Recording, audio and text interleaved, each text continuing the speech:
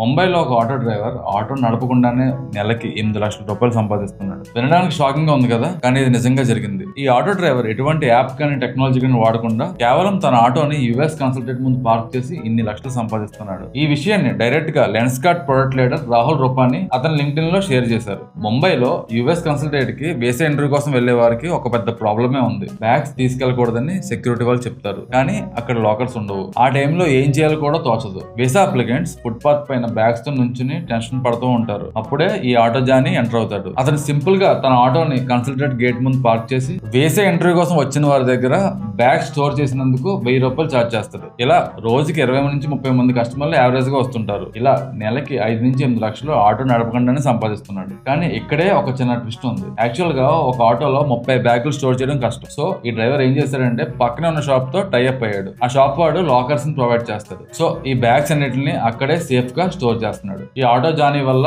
Visa applicants 1000 రూపాయలకే వాళ్ళ bag ను వదిలేసి ప్రశాంతంగా ఇంటర్వ్యూకి వెళ్ళగలుగుతున్నారు. సేమ్ ఇష్యూనే Lenskart product leader Rahul Rupani face చేయడం వల్ల దీనిని లింక్డ్ఇన్ లో పోస్ట్ చేశారు. ఇది ఇప్పుడు చాలా వైరల్ అవుతుంది. రాహుల్ రూపాని చెప్పినట్టు ఈ డ్రైవర్ ఎటువంటి ఎంబీఏ చేయలేదు, ఎటువంటి టెక్నాలజీ కూడా యూజ్ చేయలేదు. జస్ట్ ఒక తెలివైన ఐడియాతో పర్ఫెక్ట్ పాయింట్ పట్టాడు. వీసా ఇంటర్వ్యూ టెన్షన్స్ లో ఉన్న వాళ్ళకి సహాయం చేస్తూ మ్యాసివ్ ప్రాఫిట్స్ ని ఎర్న్ చేస్తున్నాడు. ఇటువంటి బిజినెస్ ఐడియాస్ ఎటువంటి ఎంబీఏ బుక్స్ లో కూడా ఉండవు. ఈ వీడియో నచ్చితే లైక్ చేయండి. మీకు తెలిసిన బిజినెస్ మైండ్ సెట్ ఉన్న ఫ్రెండ్స్ కి షేర్ చేయండి.